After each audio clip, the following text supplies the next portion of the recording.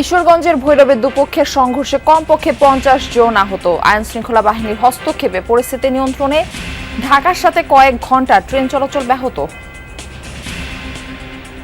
প্রায় 4.5 ঘন্টার ঊর্ধ্বে হয়ে গিয়েছে, এখনো ট্রেন আসেনি। মহানগর গুদুলি এই ট্রেনটা ব্রাহ্মণবাড়ি আসার কথা আপনার 7টা বাজে, এখন এই ট্রেনটা ইয়ার ফুড়াইছে কটা বাজে নেন 3:30 রাত্রে। সেনাবাহিনী এদের কোষ বাড়ায় এনে তারপরে আমাদেরকে গার্ড দিয়ে তারপরে আমাদেরকে রেল।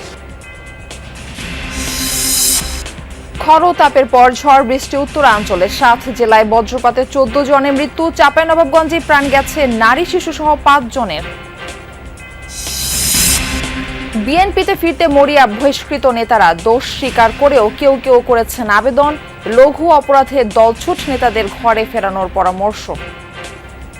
ছোটখাটো ত্রুটি যেগুলো আছে সেগুলো যদি সংশোধনযোগ্য মনে করেন নীতি নির্ধারকরা, তাহলে তাদেরকে ফিরিয়ে আনা উচিত। অনেক অবদান থাকার পরেও এমন কিছু হয়ে যায় আর কি, যখন শাস্তি দিতে হয়।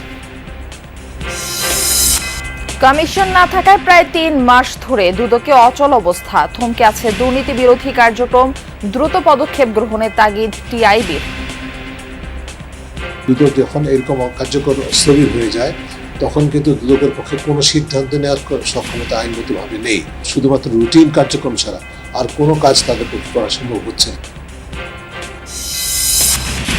বিদ্যুতের মূল্য বৃদ্ধিতে 12 থেকে 15% বাড়তে পারে কৃষি উৎপাদন ব্যয়। খাদ্যশস্যের বাজারে অস্থিরতার শঙ্কা। সরকারকে কার্যকর পদক্ষেপ নেওয়ার তাগিদ। ঢাকায় 250 বছর ধরে বসবাসকালে আর্মেনিয়াদের হাত ধরে মুদি দোকান, ব্যাংকিং আর গণপরিবহন কোম্পানির যাত্রা ছাপ রেখেছে সংস্কৃতি আর ভাষাতেও। আর্মেনিয়ান চার্চ হিসাবে নতুন রূপে রেনোভেট করা হয়। কিছু কিছু কবরকে প্রায় 1 ফিটের মতো উঁচু করেছে। আর্চ দেখতে পাই, ব্যালকনি দেখতে পাই, উপরে গিয়ে আমরা কাঠের যে পরিবগা দেখতে পাচ্ছি, সবটাই আছে। নাটোরের চক বৈদ্যনাথে জমে উঠেছে চামড়ার হাট। কোরবানির 1 সপ্তাহ পরও চট্টগ্রামের আড়তগুলোতে পড়ে আছে হাজার হাজার পশুর চামড়া। দেখাতে যদি ট্যানারে আসে আমাদেরকে ন্যায্য দামে, সরকারি দামের জন্য নিলে আমরা উপকৃত হব। কাঁচা এবং গুলো যদি রপ্তানি অনুমতি থাকতো, তাহলে এতদিনে আমরা দূরে দূরে বেচা কিনে হয়ে যেত। ইউরোপের কোন দলের বিপক্ষে আজ প্রথমবার মাঠে নামবে হামজা চৌধুরীর বাংলাদেশ। সান মারিনো ম্যাচের জন্য প্রস্তুত টমাস দুলির শিষ্যরা। দল প্রথমবারের মতো ইউরোপের মাটিতে ইউরোপের দলের সঙ্গে খেলবে। খেলোয়াড়দের জন্য এটা বিশেষ অনুভূতি। ম্যাচটা অবশ্যই আমাদের জন্য খুব কঠিন হতে যাচ্ছে। কোচ যেমনটা বলছে, আমাদের জন্য ম্যাচটা খুব চ্যালেঞ্জিং হবে। তারা ইউরোপের বেশ ভালো একটা দল।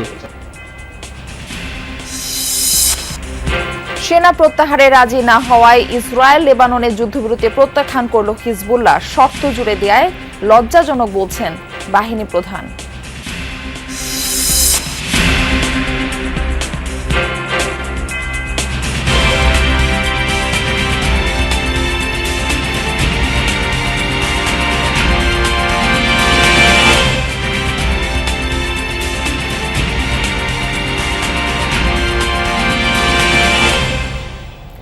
আমন্ত্রণ জানাচ্ছি যমুনা নিউজে। আপনাদের সঙ্গে থাকছি আমি মারফি রহমান। এতক্ষণ শিরোনাম দেখছিলেন। তুচ্ছ ঘটনায় সংঘর্ষের শুরু, তার প্রভাব পড়েছে শত শত মানুষের জনজীবনে। কিশোরগঞ্জের ভৈরবে ফুটবল খেলাকে কেন্দ্র করে 2 পক্ষের সংঘর্ষে পুলিশ সহ আহত হন অন্তত 50 জন।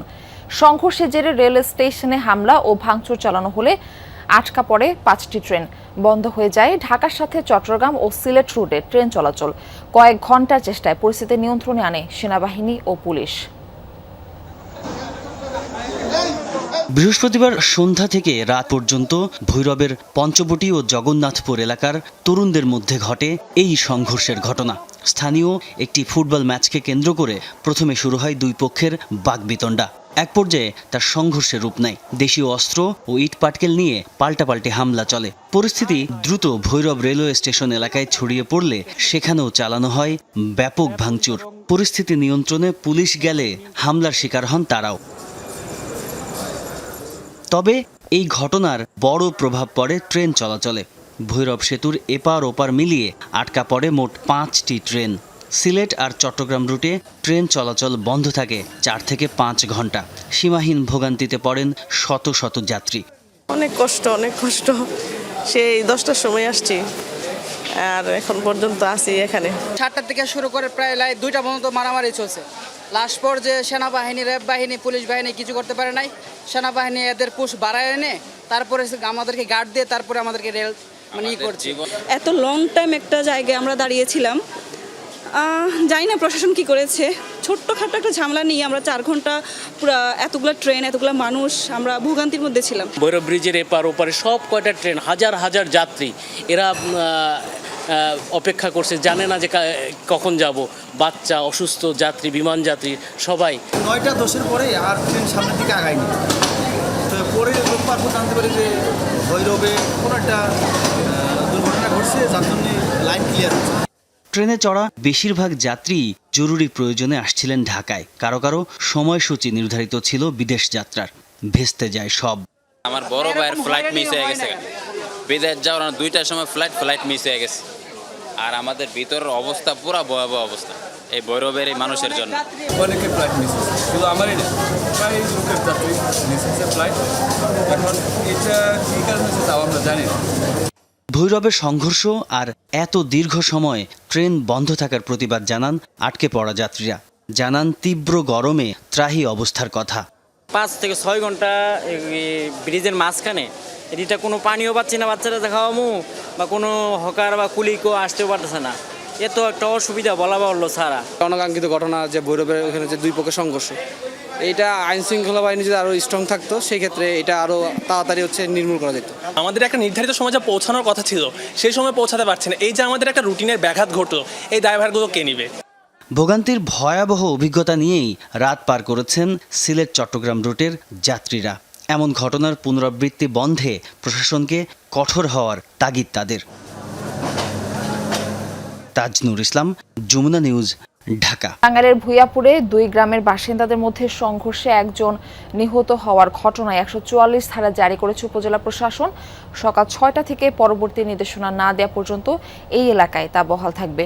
এ বিষয়ে বিস্তারিত তথ্য আমরা জেনে আসতে চাই। টাঙ্গাইল থেকে আমাদের সঙ্গে যুক্ত হচ্ছেন সহকর্মী শামীম আল মামুন। শামীম, সংঘর্ষের ঘটনায় কোনো মামলা হয়েছে কিনা এবং এলাকায় এখন কেমন পরিস্থিতি দেখছেন?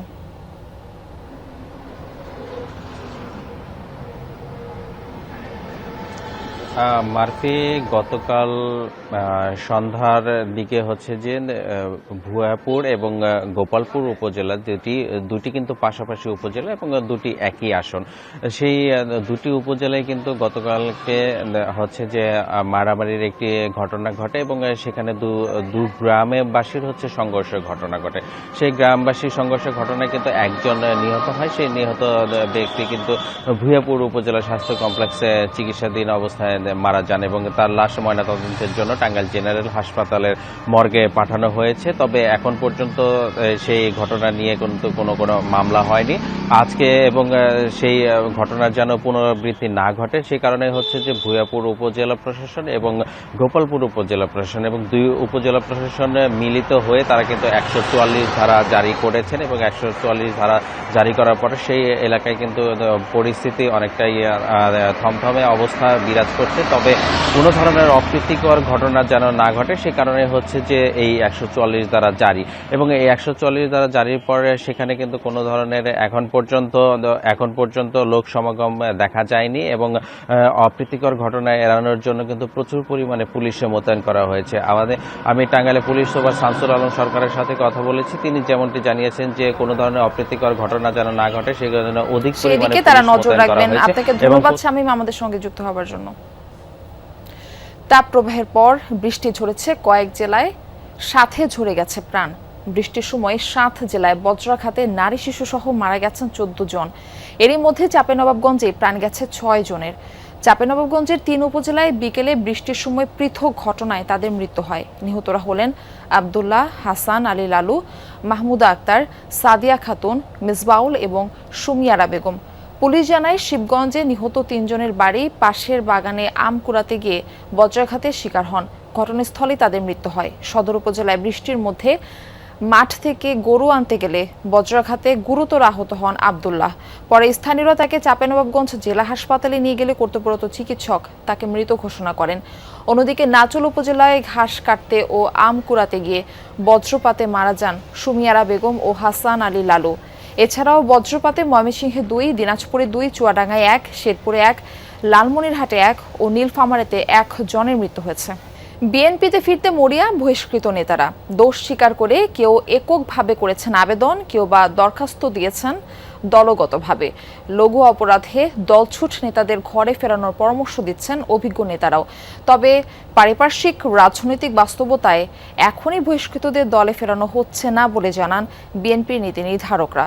স্থায়ী কমিটির সদস্য নজরুল ইসলাম খান জানান, যথাসময়ে এই বিষয়ে সিদ্ধান্ত নেবেন বিএনপির চেয়ারম্যান তারেক রহমান। নানা অনিয়ম বিশৃঙ্খল কর্মকাণ্ডের অভিযোগে 5 আগস্ট থেকে ত্রয়োদশ সংসদ নির্বাচনের তফসিল ঘোষণার আগ অবধি প্রায় 4,500 নেতাকর্মীর বিরুদ্ধে সাংগঠনিক ব্যবস্থা নেয় বিএনপি। দপ্তরের তথ্য অনুযায়ী যার মধ্যে বহিষ্কার হন প্রায় 2,000-এর বেশি বিভিন্ন পদের নেতা। যদিও নির্বাচনের আগে তালিকার একটা ক্ষুদ্র অংশকে ফেরানো হয় দলে। দ্বিতীয় ধাপে শৃঙ্খল বিরোধী কর্মকাণ্ডের দায়ে বহিষ্কারের খড়গনামে প্রায় 2 শতাধিক বিভিন্ন পর্যায়ের নেতাকর্মীর উপর। সংসদ নির্বাচনে স্বতন্ত্র প্রার্থী হওয়ায় অন্তত 190 জন বিএনপি নেতা বহিষ্কৃত হন, যাদের অনেকেই কেন্দ্র তৃণমূলের গুরুত্বপূর্ণ সাংগঠনিক পদে ছিলেন। যদিও বেশিরভাগ স্বতন্ত্র প্রার্থীর ভরাডুবি হয়, জয়ী হন মাত্র 7 জন। এটা আপনার মনে করেন যে বিজয়ীদের একজন ময়মনসিংহ 1 আসনের সালমান ওমর রুবেল দলীয় সিদ্ধান্তের বাইরে গিয়ে বহিষ্কৃত হলেও এখন দলে ফিরতে চান। রুমিন ফারহানা বাদে বাকি 6 স্বতন্ত্র সংসদ সদস্য মিলে 2টি আবেদন করেন বিএনপি চেয়ারম্যানের কাছে, যার একটি নেতাকর্মীদের জন্য। আমি যেহেতু স্বতন্ত্র ইলেকশন করেছি, আমি তো অপরাধী, উনি শাস্তি দিয়েছেন, আমি এটা মাথা পেতে নিয়েছি।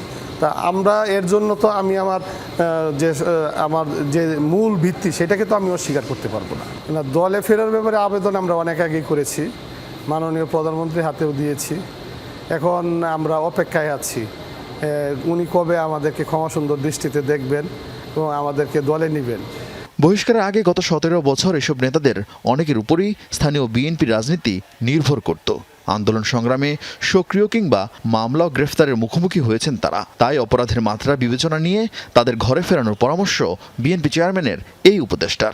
1 যুগ 2 যুগ ব্যাপী যাদের ত্যাগ তিতিক্ষা, তাদের ছোটোখাটো ত্রুটি যেগুলো আছে সেগুলো যদি সংশোধনযোগ্য মনে করেন নীতি নির্ধারকরা, তাহলে তাদেরকে ফিরিয়ে আনা উচিত, তাদেরকে সুযোগ দেওয়া উচিত দল করার, ভবিষ্যতের জন্য সতর্কবার্তা দিয়ে। স্বতন্ত্র প্রার্থীদের কারণে অন্তত 6টি আসন হেরে যান জোটসঙ্গী সিনিয়র নেতারা। এছাড়া ভোট ভাগাভাগির সমীকরণে প্রায় 10টি আসনে অল্প ভোটে হেরে যান ধানে শীষের প্রার্থী। সেজন্য বহিষ্কৃতদের দলে ফেরাতে সতর্ক বিএনপির হাইকমান্ড। অনেক অবদান থাকার পরেও এমন কিছু হয়ে যায় আর কি, যখন শাস্তি দিতে হয়। কিন্তু আমি আবার বলি আপনাকে যে তাদেরকে যে শাস্তি দেওয়া হয়েছে এটা আমরা আনন্দের সাথে দেই নাই, আমাদের খুব কষ্ট নিয়ে আমরা এটা করেছি আর কি। তো এ ব্যাপারে পার্টি কি সিদ্ধান্ত নেবে এটা দেখার বিষয় আর কি, তবে এখনও কোনো সিদ্ধান্ত হয় নাই। বহিষ্কার প্রত্যাহার না হলেও অনেক নেতাই বিএনপির দলীয় কর্মকাণ্ডে নিয়মিত অংশ নিচ্ছেন। আবার কেউ কেউ অন্য দলে যোগ দেওয়ার প্রস্তাব পেলেও আপাতত আছেন স্থানীয় নির্বাচনের অপেক্ষায়। আরেফিন শাকিল, যমুনা নিউজ, ঢাকা। বাংলাদেশের সঙ্গে রাজনৈতিক ও কৌশলগত সম্পর্ক গভীর করতে 3 দিনের সফরে ঢাকা এসেছেন তুরস্কের পররাষ্ট্রমন্ত্রী হাকান ফিদান। সফরকালে তিনি প্রধানমন্ত্রীর সঙ্গে সৌজন্য সাক্ষাৎ করবেন। সরকারের নীতি নির্ধারকদের সঙ্গে বৈঠকের পাশাপাশি রাজনৈতিক নেতাদের সঙ্গেও আনুষ্ঠানিক আলোচনার কথা রয়েছে। এছাড়া রোহিঙ্গা ক্যাম্পও পরিদর্শন করবেন তুরস্কের পররাষ্ট্রমন্ত্রী। শনিবার প্রধানমন্ত্রী তারেক রহমানের সঙ্গে হাকান ফিদানের বৈঠক হওয়ার কথা রয়েছে। 2020 সালের ডিসেম্বরের পর এটি বাংলাদেশে তুরস্কের কোনো পররাষ্ট্রমন্ত্রীর প্রথম সফর। একই সঙ্গে বিএনপি নেতৃত্বাধীন সরকার দায়িত্ব নেয়ার পর গুরুত্বপূর্ণ কোনো দেশের পররাষ্ট্রমন্ত্রীর এটি প্রথম ঢাকা সফর।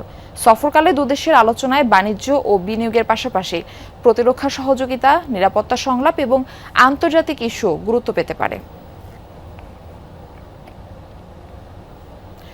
অচল অবস্থা দুদকে প্রায় 3 মাস ধরে থমকে আছে দুর্নীতি বিরোধী কার্যক্রম। নতুন করে শুরু হচ্ছে না অনুসন্ধান, তদন্ত, আপিল কিংবা চার্জশিট প্রদান। আগের কমিশনারদের পদত্যাগের পর নতুন কমিশন গঠন না হওয়ায় তৈরি হয়েছে এই শূন্যতা। তাই আইনের ফাঁক গলে পার পেয়ে যাচ্ছেন দুর্নীতিবাজ অনেকে। টিআইবি বলছে দ্রুততম সময়ে কমিশন গঠন না করে দুর্নীতি সহায়ক পরিবেশ সৃষ্টি করছে সরকার। দুদক নিয়ে রাজীব আহমেদের 2 পর্বের রিপোর্টে প্রথমটি আজ। দুর্নীতির বিরুদ্ধে জবাবদিহিতা নিশ্চিতে রাষ্ট্রের প্রধান প্রতিষ্ঠান দুর্নীতি দমন কমিশন বা দুদক অভিযোগ অনুসন্ধান, তদন্ত, মামলা কিংবা অভিযোগপত্র দায়ের থেকে শুরু করে বিচারিক কার্যক্রম পরিচালনায় গুরুত্বপূর্ণ ভূমিকা পালন করে সংস্থাটি। তবে সব রাজনৈতিক সরকারের আমলেই দুদকের ভূমিকা নিয়ে প্রশ্ন উঠেছে। তাই 5 আগস্ট পরবর্তী সময়ে দাবি উঠেছে দুদক সংস্কারের। বিএনপির নির্বাচনী ইস্তিহারে কিংবা প্রধানমন্ত্রীর দুর্নীতি বিরোধী কঠোর অবস্থানে আশার সঞ্চার হয় সাধারণ মানুষের মনে। এই দেশের আইনের শাসন বলেন, এই দেশের দুর্নীতি দূর করাকে বলেন, সবকিছু আলহামদুলিল্লাহ আল্লাহর মধ্যে বিএনপির সময় হতে বিএনপি যতবার। কিন্তু প্রায় 3 মাস অনেকটাই অকার্যকর সংস্থাটি। গত মার্চে আব্দুল মোমেনের নেতৃত্বাধীন কমিশন পদত্যাগের পর এখনও গঠিত হয়নি দুদক। ফলে দুর্নীতির বিরুদ্ধে সরকারের অবস্থান নিয়ে সংশয় তৈরি হয়েছে মনে করে টিআইবি। দুদক যখন এরকম কার্যকর স্থবির হয়ে যায় তখন কিন্তু দুদকের পক্ষে কোনো সিদ্ধান্ত নেওয়ার সক্ষমতা আইনগতভাবে নেই। শুধুমাত্র রুটিন কার্যক্রম ছাড়া আর কোনো কাজ তাদের পক্ষে করা সম্ভব হচ্ছে না, যেটি একটা ভুল বার্তা দিচ্ছে জনগণের কাছে এবং বাস্তবে দুর্নীতি সুরক্ষাকারী, দুর্নীতি সহায়ক পরিবেশ সরকার সৃষ্টি করেছে বলে আমি বলতে বাধ্য হচ্ছি। বর্তমানে কমিশন কার্যকর না থাকায় অনেকটা গুরুত্বপূর্ণ সিদ্ধান্ত গ্রহণ প্রক্রিয়া স্থবির হয়ে পড়েছে। সেই সাথে উচ্চ আদালতে আপিল অনুমোদন, নীতিগত ও প্রশাসনিক সিদ্ধান্ত, জব্দ প্রক্রিয়া কিংবা নতুন অনুসন্ধান ও তদন্তের অনুমোদন দেওয়া যাচ্ছে না। দুদকের এমন একটা সংস্থা যেটা হচ্ছে যে কমিশন যদি না থাকে তাহলে দুদকে সত্যিকার অর্থে কোনো সিদ্ধান্ত হবে না। এমনকি কোনো একটা অভিযোগ সেটার অনুসন্ধান হবে কিনা, গ্রহণ করা হবে কিনা, এই সিদ্ধান্তটাও কেউ নেওয়ার ক্ষমতা রাখে না। যখন কমিশন বাদ হয়ে গেল, বাদ হয়ে যাওয়ার পরে তো সব কিছু একটু স্থিমিত হয়ে গেল না। তো স্থিমিত হয়ে গেলে পরে যখন ওখানে স্থিমিত হয়ে যায় তখন আলটিমেটলি কিন্তু আমাদের এখানেও ওর ইম্প্যাক্ট পড়ে। কিন্তু আসলে আমরাও অনেকটা মানে ধীরগতি হয়ে গেছি সব কিছুতে। তো সেটা যদি ফিরিয়ে আনতে হয় তাহলে অবশ্যই কমিশন নিয়োগটা খুব জরুরি। বিধি অনুযায়ী যোগ্য ব্যক্তিকে নিয়োগ দিয়ে দুদক গঠন করা জরুরি বলে মনে করেন টিআইবি।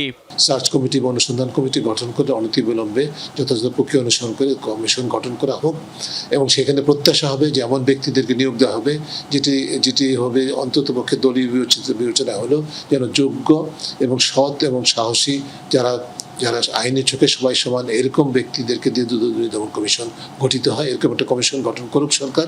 বিশ্লেষকদের মতে সরকারের দুর্নীতি বিরোধী কার্যক্রম স্পষ্ট করতে হলে দ্রুত সার্চ কমিটি গঠন করে বিতর্কহীন দুদক পুনর্গঠন করা প্রয়োজন। রাজীব আহমেদ, যমুনা নিউজ, ঢাকা। ঢাকায় একসময় ছিল নানা জাতিগোষ্ঠীর বসবাস। এদের মধ্যে আর্মেনীয়রা এই শহরে বাস করেছে প্রায় 250 বছর। মুদি দোকান, ব্যাংকিং আর গণপরিবহন কোম্পানি ঢাকায় প্রথম শুরু করেছিল আর্মেনীয়রা। ছাপ রেখে গেছে সংস্কৃতি, ভাষায়। তাদের নামেই তৈরি হয়েছে আরমানি টোলা। এখানে এখনও আছে আর্মেনীয় চার্চ ও সমাধি। এখন আর বাংলাদেশে কোনো আর্মেনীয় বাস না করলেও পর্যটক হিসেবে পূর্বপুরুষদের চিহ্ন দেখতে আসেন অনেকে। পার্থ রায় ও সুমন মোল্লা ছবিতে ঢাকায় আর্মেনীয়দের গল্প জানাচ্ছেন শাকিল হাসান। পুরান ঢাকার আরমানি টোলা। টোলা বলতে বোঝায় বাসস্থান, আর আরমানি এসেছে আর্মেনীয় থেকে, অর্থাৎ আরমানি টোলা বলতে বোঝায় আর্মেনীয়দের বাসস্থান। ব্যবসা করতে এসে আর্মেনীয়রা এই এলাকায় স্থায়ীভাবেই বাস করেছিল। একটা সময় তাদের সংখ্যা দাঁড়ায় 250 থেকে 300টি পরিবার। তখন প্রার্থনালয় বড় করার প্রয়োজনীয়তা দেখা দিলে 1781 সালে তৈরি করা হয় গির্জা। এর চূড়ায় বাঁধা ছিল একটি ঘণ্টা, যার শেষবার বেজেছিল 1880 সালে। চার্চের ঘড়ি ঘরটি 1897 সালের ভূমিকম্পে ভেঙে পড়ে। সার্কুলার একটা হয়তো চ্যাপেল ছিল, এটাকে সেগমেন্টাল আর্চ বলা হয়, কিছুটা আর কি কার্ভ করা, কিন্তু পুরোপুরি অর্ধবৃত্তাকার না। এবং সেই ধরনের আর্চ দেখতে পাই, ব্যালকনি দেখতে পাই, উপরে গিয়ে আমরা কাঠের যে পরিবগা দেখতে পাচ্ছি, সবটাই আছে। 1870 সালের একটি দান বাক্স এবং আর্মেনিয়ান ভাষায় লেখা 1899 সালে ছাপানো একটি বাইবেল সংরক্ষিত আছে চার্চে। ভেতরের বেদিতে আছে বিখ্যাত ইংরেজ চিত্রশিল্পী চার্লস পোতের আঁকা দুটি ছবি। লন্ডনে 1848 সালে লাস্ট সাপার এবং 1852 সালে যিশুর ক্রুশবিদ্ধের ছবি দুটি আঁকার পরই ঢাকা এনে চার্চের বেদিতে স্থাপন করা হয়। আগে চার্চটা একটু এই সাবকন্টিনেন্টের ধাঁচে পেইন্টিং করা ছিল, প্রেজেন্টেশন করা ছিল। এখন এটাকে আমরা আর্মেনিয়ান চার্চ হিসাবে নতুন রূপে রিনোভেট করা হয়। কিছু কিছু কবরকে প্রায় 1 ফিটের মতো উঁচু করেছি। কবরস্থানে চার্চটি নির্মিত হয়েছিল, তাই প্রার্থনা কক্ষের 3 পাশের বারান্দাতেও আছে অনেকগুলো কবর। তবে অদ্ভুত ব্যাপারটি হলো প্রার্থনা কক্ষের ভেতরেও আছে 3টি কবর, সেগুলো 1825-এর আশেপাশে। প্রশ্ন জাগে, এই কবরগুলো এখানে কেন? হয়তো ওখানে ওই কবর 3টা আগেই করা হয়েছিল, কিন্তু পরে কবরের পরিধিটা বাড়ানোয় অন্য কবরগুলো ওর চারপাশে হয়ে থাকতে পারে। আরেকটা হতে পারে এইরকম যে অন্য কোনো জায়গায় বিক্ষিপ্ত এই 3টা কবর, শুধু কবরের স্টোন বা যেটাকে আমরা বলি যে এপিটাফ, সেটাকে তুলে এখানে আনা হয়েছে। চার্চের চারপাশে আছে আর্মেনীয়দের সমাধি, বেশিরভাগ কবরে আছে এপিটাফ। 1700 শতকের মধ্যভাগে আসা আর্মেনীয়দের মধ্যে একজন 1762 সালে এখানে সমাহিত হন। তার পরের 250 বছরে 361 জন আর্মেনীয়কে এই আর্মেনিয়ান চার্চ চত্বরে সমাহিত করা হয়। 2005 সালে ভেরোনিকা মার্টিনকে এখানে সমাহিত করা হয়। ভেরোনিকের স্বামী মাইকেল জোসেফ মার্টিন ছিলেন বাংলাদেশে বাস করা সর্বশেষ আর্মেনীয়।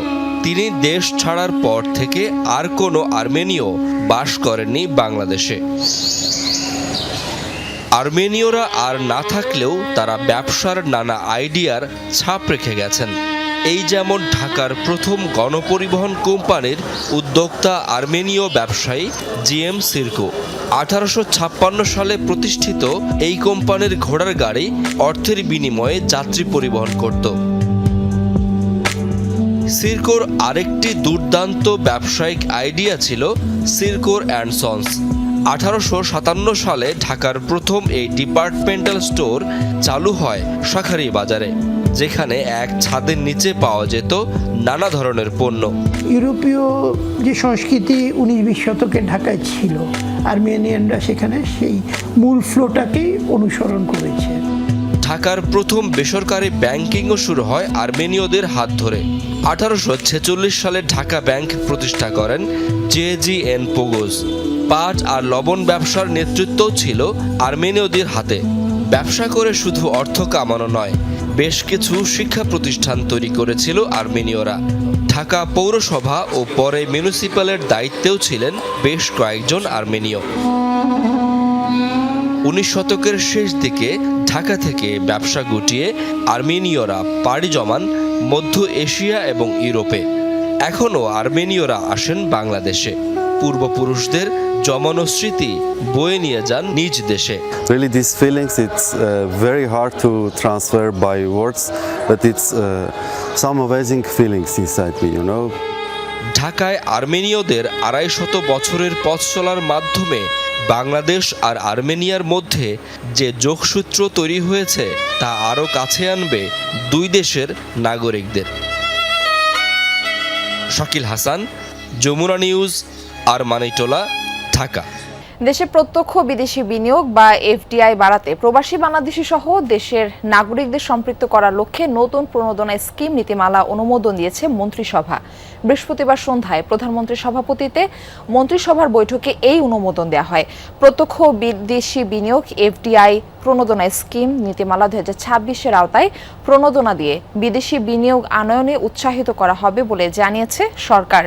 একই বৈঠকে চিকিৎসা সেবা, চিকিৎসা শিক্ষা ও গবেষণার পরিধি সম্প্রসারণে বাংলাদেশ মেডিকেল বিশ্ববিদ্যালয় সংশোধন আইন 2026-এর খসড়াও অনুমোদন করা হয়েছে। সংশোধিত আইনে বিশ্ববিদ্যালয়কে মুনাফাভিত্তিক ও অমুনাফাভিত্তিক প্রতিষ্ঠান গঠন, বিভিন্ন কোম্পানি বা সংগঠনের শেয়ার অর্জনের সুযোগ রাখার বিধান যুক্ত করা হয়েছে। হবিগঞ্জে এক নারী শ্রমিকের মুখে অ্যাসিড নিক্ষেপের অভিযোগ উঠেছে তার সাবেক স্বামীর বিরুদ্ধে। এতে ওই নারীর মুখ মারাত্মকভাবে ঝলসে গেছে। আশঙ্কাজনক অবস্থায় চিকিৎসার জন্য ঢাকার জাতীয় বার্ন ও প্লাস্টিক সার্জারি ইনস্টিটিউটে পাঠানো হয়েছে। বৃহস্পতিবার রাত 9টার দিকে সদর উপজেলার বহুলা এলাকায় এই ঘটনা ঘটে। পুলিশ ও স্থানীয়রা জানায়, কয়েক বছর আগে আনন্দপুর গ্রামের উজ্জ্বল মিয়ার সঙ্গে রুবিনা আক্তারের বিয়ে হয়। পারিবারিক কলহের জেরে 6 মাস আগে তাদের বিবাহ বিচ্ছেদ হয়।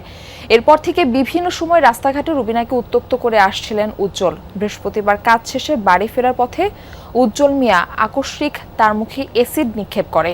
পরে স্থানীয়রা রুবিনাকে তাৎক্ষণিক হবিগঞ্জ জেলা সদর হাসপাতালে নিয়ে যান।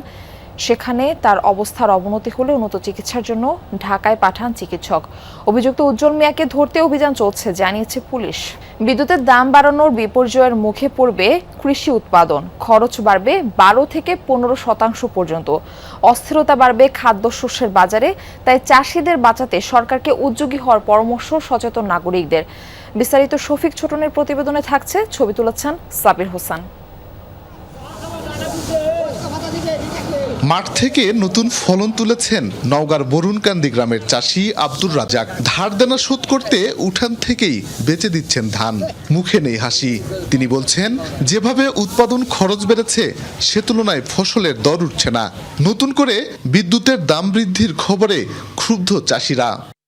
ধানের দাম কম, পানির দাম বেশি দেয়া লাগছে 16 আনা, মানুষের দাম দেওয়া 16 আনাই। আবার কারেন্টের বিল বাড়তি, কি ভাবে এখন করা যাবে? আবার ধান কাটে পিঠে লস, ধানের দাম কম। ডিজেল, সার, কীটনাশক সহ লাগাতার কৃষি উপকরণের দাম বাড়ছে। এমনিতেই নাজেহাল চাষি, তার উপর নতুন করে সেচের দর বৃদ্ধি, দুশ্চিন্তা তৈরি হয়েছে কৃষকের মাঝে। ধানের দাম কম, কারেন্টের বিল বেশি, সার ফসফেটের দাম বেশি, কাবলা এরা মজুরি 1000 টাকা দিন, এইভাবে ফুপরতা হয় না। দেওয়া যাবে না অত টাকা বিল। কারেন্টের বিল বাড়লে তো এই পানি যখন হচ্ছে দেয়, ওই ডিবের পানি যখন দেয় তখন তো ওরা বেশি টাকা ধরবেই। এই জমি তো আর বাড়তি হচ্ছে না, এই 1 বিঘা জমি বাড়তি হবে কোনো দিন, এরাই থাকবে। কিন্তু এর হলে খরচ বাড়তি হচ্ছে, বিদ্যুতের বিল বাড়তি হচ্ছে, মনে করো খরচা বাড়তি হচ্ছে।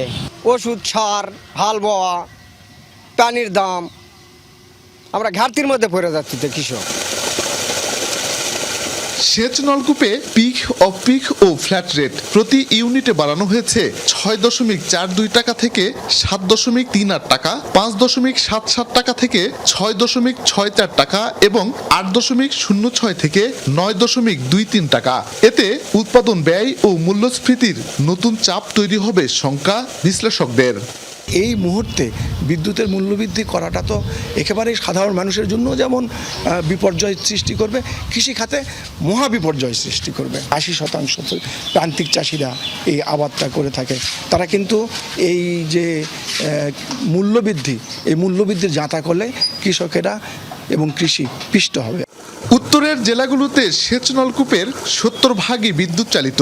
আবাদে পানি দিতে প্রতি ঘন্টায় চাষিকে গুনতে হয় 125 থেকে 145 টাকা। বিদ্যুতের উপর চাপ কমাতে সোলার ব্যবহার শুরু করেছে কর্তৃপক্ষ। সেচ চার্জ না বাড়ানোর আশ্বাস কর্মকর্তার। আমরা বরেন্দ্র কর্তৃপক্ষ মোটামুটি 17,000 গভীর নলকূপ পরিচালনা করে। এখানে কিন্তু হিউজ পরিমাণ বিদ্যুৎ ব্যয় হয়। সেই ক্ষেত্রে আমরা ধীরে ধীরে এই বিদ্যুৎ থেকে সোলারে কনভার্ট হওয়ার চেষ্টা করছি। যখন সোলারে আমরা কনভার্ট হয়ে যাব, তখন আলটিমেটলি বিদ্যুতের উপর আর ওরকম চাপ পড়বে না। চাষিরা বলছেন, 1 বিঘা জমিতে ফসল উৎপাদন করতে বছরে গড়ে 450 থেকে 500 ইউনিট বিদ্যুৎ প্রয়োজন হয়। অথচ সেচ বাবদ খরচ গুনতে হয় 4.5 থেকে 5,000 টাকা। নতুন করে বিদ্যুতের দাম বাড়ালে এই বোঝা আরও বাড়বে। তাই উৎপাদন খরচ কমাতে বিদ্যুতের নতুন করে দাম না বাড়ানোর পরামর্শ দিয়েছেন সংশ্লিষ্টরা।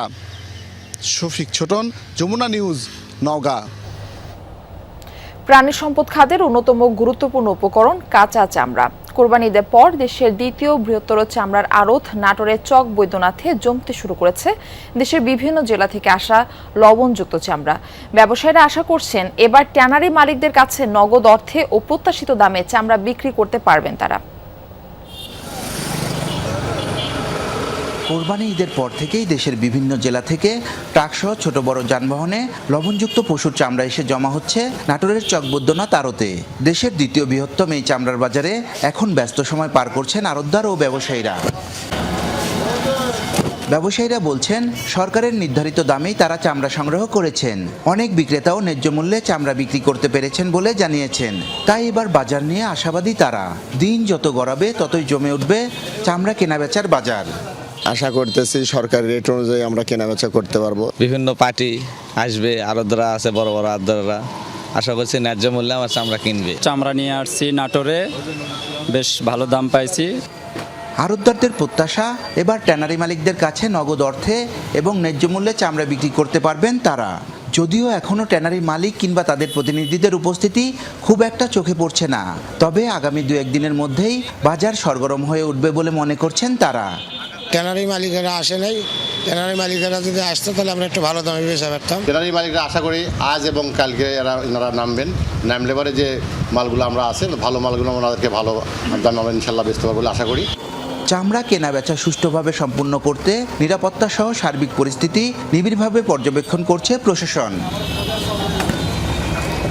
আমাদের পক্ষ থেকে আমাদের ভেটেরিনারি টিম এবং পর্যাপ্ত নিরাপত্তা যে ব্যবস্থা সেটিও রাখা হয়েছে। আমাদের বিশেষ নির্বাহী ম্যাজিস্ট্রেট এখানে দায়িত্ব পালন করছেন।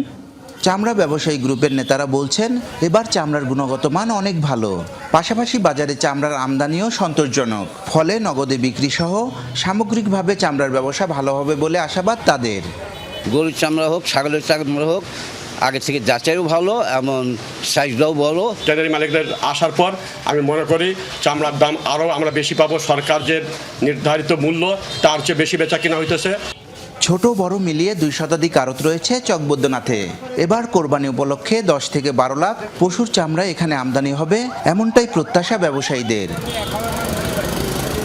নাজমুল হাসান, যমুনা নিউজ, নাটোর। চট্টগ্রামে চামড়া কিনতে আসেননি ঢাকার ট্যানারি মালিকরা। রেকর্ড পরিমাণ চামড়া সংগ্রহের পর সংরক্ষণ করে এখন বিপাকে চামড়ার আড়তদাররা। সরকার নির্ধারিত মূল্যে মেলে না কখনো, এমনকি বিক্রির পর বিল দিতে গড়িমসির অভিযোগ ট্যানারি মালিকদের বিরুদ্ধে। সরকার হস্তক্ষেপ না করলে ভবিষ্যতে চামড়া শিল্প হুমকির মুখে পড়বে বলে শঙ্কা জানিয়েছেন ব্যবসায়ীরা। আতুরার ডিপুর এই চামড়ার আড়তগুলোতে লবণ দিয়ে সংরক্ষণ করে রাখা হয়েছে সংগ্রহকৃত চামড়া। এবার অতীতের রেকর্ড ভেঙে 4,11,000 পিস চামড়া সংগ্রহ করেছেন আড়ত মালিকরা। সংগ্রহ সংরক্ষণের পালা শেষ, এবার বিক্রির জন্য অপেক্ষা। তবে এই অপেক্ষার প্রহর শেষ হবে কখন তা জানেন না চামড়া ব্যবসায়ীরা। হতাশার কণ্ঠে বলছেন এখনও তাদের সাথে যোগাযোগ করেনি ট্যানারি মালিকরা। প্রতি বছরই লবণজাত চামড়ার দাম নির্ধারণ করে দেয় সরকার। এবার চট্টগ্রামে প্রতি ফুট চামড়ার দাম নির্ধারণ করা হয়েছে 57 থেকে 62 টাকা। ব্যবসায়ীরা বলছেন বাণিজ্য মন্ত্রণালয়ের এ দামে চামড়া বিক্রি করতে পারেন না তারা। প্রতিবারই 20 থেকে 25 টাকা কমে বিক্রি করায় বাড়ছে লোকসানের সংখ্যা। বাণিজ্য মন্ত্রণালয় দেয়, কার সাথে সমন্বয় করে দেয়? অ্যাকচুয়ালি কি ট্যানারি মালিকরা এটার সাথে একমত কিনা? তাদের তো কোনো রেসপন্স নাই, তারা কোনো রেসপন্সই করে না, মানে আসেই না, এই দামে কিনেই না টোটালি। আমরা গত বছরও চামড়া বিক্রি করছিলাম 20 টাকা ফুটে কম।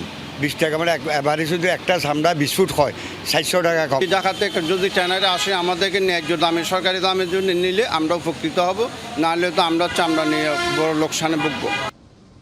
কম দামে চামড়া বিক্রি করেও ট্যানারি মালিকদের কাছ থেকে টাকা আদায় করতে পারছেন না আড়তদাররা। ঢাকার ট্যানারি মালিকদের কাছে আটকে আছে চট্টগ্রামের আড়তদারদের 20 থেকে 22 কোটি টাকা। 20 থেকে 22 কোটি টাকার মধ্যে আমাদের লেনদেন অনেক বড় অঙ্কের টাকা ট্যানারি মালিকের কাছে বেঁচে রয়েছে। ওই টাকাগুলো যদি সচল থাকতো তাহলে আমি মনে করি যে 1% 2% চামড়াগুলো পুষে গেছে অথবা নষ্ট হয়ে গেছে, মৌসুমি ব্যবসাতে আমার যে একটা বাঘবন্দিত দ্বন্দ্বতা ওইটা থাকতো না। ব্যবসায়ীরা বলছেন ঢাকা নির্ভর চামড়া মার্কেট গড়ে ওঠায় সুযোগ নিচ্ছে ট্যানারি মালিকরা। তারা না কিনলে অবিকৃত থেকে যাবে এসব চামড়া। বাধ্য হয়ে লোকসানে বিক্রি করতে হয় চামড়া। কাঁচা চামড়া রপ্তানির সুযোগ সৃষ্টি করতে সরকারের সহযোগিতা কামনা করেন ব্যবসায়ী নেতারা। এরা জানে যে ওদেরকে দিতে হবে, নাহলে ওটা ফেলে দিতে হবে। ও যদি কাঁচা এবং ভুলও যদি রপ্তানি অনুমতি থাকতো তাহলে এতদিনে চামড়া দূরে বেচা কিনে হয়ে যেত। এরই মধ্যে নষ্ট হতে শুরু করেছে সংরক্ষণ করা এসব চামড়া, যা শঙ্কা বাড়াচ্ছে বড় ধরনের লোকসানের। আল আমিন শিকদার, যমুনা নিউজ, চট্টগ্রাম। পূর্ণাঙ্গ মেডিকেল কলেজের স্বপ্ন নিয়ে 8 বছর আগে যাত্রা শুরু করে চাঁদপুর মেডিকেল কলেজ। দুটি ব্যাচ এমবিবিএস শেষ করে বেরিয়ে গেলেও এখনও স্থায়ী ক্যাম্প পায়নি প্রতিষ্ঠানটি। শিক্ষক সংকট, শ্রেণীকক্ষের অভাব, অপ্রতুল আবাসন ব্যবস্থা এবং জনবল ঘাটতির মধ্যে চলছে ভবিষ্যৎ চিকিৎসকদের পাঠদান। অন্যদিকে 3 বছর আগে 1370 কোটি টাকার প্রকল্প অনুমোদন পেলেও প্রশাসনিক জটিলতায় এখনও হয়নি জমি অধিগ্রহণ। 2018 সালে প্রতিষ্ঠিত চাঁদপুর মেডিকেল কলেজ, অথচ জেলার সদর হাসপাতালের 4র্থ তলায় চলে ক্লাস। প্রতিষ্ঠার 8 বছর পেরোলেও কলেজটিতে অগ্রযাত্রার পথে বড় বাধা শিক্ষক, শ্রেণীকক্ষ ও আবাসন সংকট। বর্তমানে 6টি ব্যাচে 344 জন শিক্ষার্থী নিয়ে চলছে কার্যক্রম। রয়েছে অ্যানাটমি, ফিজিওলজি, বায়োকেমিস্ট্রি সহ 11টি বিভাগ। তবে হোস্টেল না থাকায় ভাড়া করা 2টি ভবনে থাকেন শিক্ষার্থীরা। বিষয়ভিত্তিক বিশেষজ্ঞ চিকিৎসকেরও রয়েছে তীব্র সংকট। অনুমোদিত 89 জন শিক্ষকের বিপরীতে কর্মরত মাত্র 48 জন। দৌড়ে এখানে আসতে হচ্ছে, এখানে আবার hospital, first year second year আরেকটা ভবনে ক্লাস করতেছে। এখানে একটা ক্লাসে বসলাম তো আরেকটা ক্লাস হচ্ছে না, এরকম আমাদের যেহেতু 5টা বেসে চলমান, তো এটা একটা বড় প্রবলেম। ক্যান্টিন নেই আমাদের রিডিং রুমে পর্যাপ্ত জায়গা না থাকে, আমাদের হোস্টেলে চলে যাওয়া লাগতেছে। শুধু শিক্ষক নয়, প্রশাসনিক ও কারিগরি জনবলেও রয়েছে বড় ঘাটতি। মেডিকেল টেকনোলজিস্ট, হিসাবরক্ষক, উচ্চমান সহকারী সহ 20টি রাজস্ব পদের মধ্যে কর্মরত আছেন মাত্র 3 জন। দীর্ঘদিন জনবল নিয়োগ না হওয়ায় ব্যাহত হচ্ছে স্বাভাবিক কার্যক্রম। তাছাড়া মেডিকেল কলেজটিতে এখনও 4র্থ শ্রেণীর পদের সৃষ্টিই হয়নি। আমাদের শিক্ষক সংকট চরম। তো আমাদের যদি আমাদের প্রত্যেকটা সাবজেক্টে যদি শিক্ষক, আমরা যদি সেরকম কোয়ালিফাইড শিক্ষক, সাবজেক্টের শিক্ষক পাই, তাহলে আমাদের মানসম্মত আমাদের চিকিৎসক তৈরি করা সম্ভব। 2023 সালে চাঁদপুর মেডিকেল কলেজ, হাসপাতাল ও নার্সিং কলেজ নির্মাণে 1370 কোটি টাকার প্রকল্প একনেকে অনুমোদন পায়। কিন্তু সরকার পতনের পর থমকে গেছে অগ্রগতি। প্রশাসনিক জটিলতায় এখনো শুরুই হয়নি জমি অধিগ্রহণ। ফাইলটি মাননীয় প্রধানমন্ত্রীর চূড়ান্ত অনুমোদনের জন্য মাননীয় প্রধানমন্ত্রীর দপ্তরে আছে। আমরা আশা করছি খুব শিগগিরই যদি আমরা মাননীয় প্রধানমন্ত্রীর উক্ত ফাইলটিতে সম্মতি জ্ঞাপন করেন, অচিরেই আমাদের চাঁদপুর মেডিকেল কলেজের ভূমি উন্নয়ন তথা অবকাঠামো নির্মাণ কাজ শুরু করতে পারব। স্থায়ী ক্যাম্পাস না থাকায় সবচেয়ে ক্ষতিগ্রস্ত শিক্ষার্থীদের ক্লিনিক্যাল শিক্ষা, পর্যাপ্ত কেস স্টাডি এবং ব্যবহারিক প্রশিক্ষণের সুযোগ না থাকায় চিকিৎসা শিক্ষার মান নিয়ে উদ্বিগ্ন শিক্ষক শিক্ষার্থীরা। অন্যান্য বড় মেডিকেল যে রিয়ার কেসগুলো স্টাডি করতে পারে, আমরা সেই রিয়ার কেসগুলো স্টাডি করতে পারতেছি। আমরা অবশ্যই চাই আমাদেরকে একটা উন্নত মানের শিক্ষা ব্যবস্থা, উন্নত মানের পরিবেশের মাধ্যমে আমাদেরকে নিয়ে যাওয়া হোক। পূর্ণাঙ্গ মেডিকেল কলেজ, হাসপাতাল ও নার্সিং কলেজ বাস্তবায়িত হলে চাঁদপুর সহ আশেপাশের জেলার বিপুল সংখ্যক মানুষের স্বাস্থ্যসেবায় যোগ হবে নতুন মাত্রা, এমনটাই বলছেন স্থানীয়রা। জারিন অর্নি, যমুনা নিউজ। ফুটবল ইতিহাসে নতুন এক অধ্যায়ের অপেক্ষায় বাংলাদেশ। প্রথমবারের মতো ইউরোপের মাটিতে স্বাগতিক কোনো দেশের বিপক্ষে মাঠে নামছে লাল সবুজের প্রতিনিধিরা। আন্তর্জাতিক প্রীতি ম্যাচে হামজাদের প্রতিপক্ষ ফিফা র্যাঙ্কিংয়ে 31 ধাপ পিছিয়ে থাকা সান মারিনো। সেরাভালে স্টেডিয়ামে ম্যাচ শুরু হবে বাংলাদেশ সময় রাত 11টায়। নয়া কোচ থমাস ডুলের অধীনে বল পজিশন ও পেসিং ফুটবলারদের নতুন কৌশলে নামবে বাংলাদেশ। ম্যাচটি দেখতে ইতালি ও আশেপাশের দেশ থেকে প্রবাসী বাংলাদেশিরা দলে দলে টিকিট কেটেছেন। ফলে সেরাভালে স্টেডিয়ামে গ্যালারির 2/3 থাকবে লাল সবুজ সমর্থকদের দখলে। সান মেরিনেও তাদের ইতিহাসে 223টি ম্যাচের মাত্র 3টিতে জিতলেও নিয়মিত খেলে ইউরোপের শক্তিশালী দেশগুলোর বিপক্ষে। তবে ঘরে বাইরে মোট 10টি ট্রেনিং সেশনে শিশুদের ঝালিয়ে নিয়েছেন বাংলাদেশের ডাগ আউটে অভিষিক্ত হতে যাওয়া কোচ টমাস ডুলে। Plays a game in Europe against the European teams that is very exciting for the country, very exciting for the players. দল প্রথমবারের মতো ইউরোপের মাটিতে ইউরোপের দলের সঙ্গে খেলবে। খেলোয়াড়দের জন্য এটা বিশেষ অনুভূতি। ম্যাচটা অবশ্যই আমাদের জন্য খুব কঠিন হতে যাচ্ছে। সান মারিনো যথেষ্ট শক্তিশালী দল। আমরা একরকম আন্ডারডগ হয়েই লড়ব। আমাদের শতভাগ দিতে হবে। Good things to say about this team. Happy to be here in San Marino. সান মারিনোতে এসে আমরা বেশ উচ্ছ্বসিত। কোচ যেমনটা বলছে, আমাদের জন্য ম্যাচটা খুব চ্যালেঞ্জিং হবে। তারা ইউরোপের বেশ ভালো একটা দল, কিন্তু আমাদের ম্যাচে মনোযোগী হয়ে সেরাটা দিতে হবে। আন্তর্জাতিক সংবাদ। লেবানন ইসরায়েলের মাঝে সম্মত হওয়া যুদ্ধবিরতি প্রত্যাখ্যান করেছে হিজবুল্লাহ। যুক্তরাষ্ট্রের মধ্যস্থতায় দুপক্ষ যুদ্ধ বন্ধে রাজি হওয়ার একদিন পার হতে না হতেই এমন ঘোষণা দিল গোষ্ঠীটি। বৃহস্পতিবার এক বিবৃতিতে এই সিদ্ধান্ত জানান হিজবুল্লাহ প্রধান নাইম কাশেম। এতে এই যুদ্ধবিরতিকে লেবাননের জন্য লজ্জাজনক বলে আখ্যা দেন তিনি। দাবি করেন, লেবানিজ জনগণকে ধ্বংস করার নকশা বাস্তবায়িত হবে যুদ্ধবিরতির শর্তগুলোর মধ্য দিয়ে। বুধবারই যুক্তরাষ্ট্রের মধ্যস্থতায় ওয়াশিংটনে আলোচনার পর যুদ্ধবিরতি বাস্তবায়নে রাজি হয় লেবানন ও ইসরায়েলের সরকারের প্রতিনিধিরা।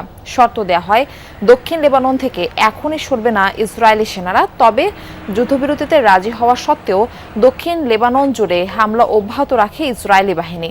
নতুন করে প্রাণ হারান আরও বেশ কয়েকজন।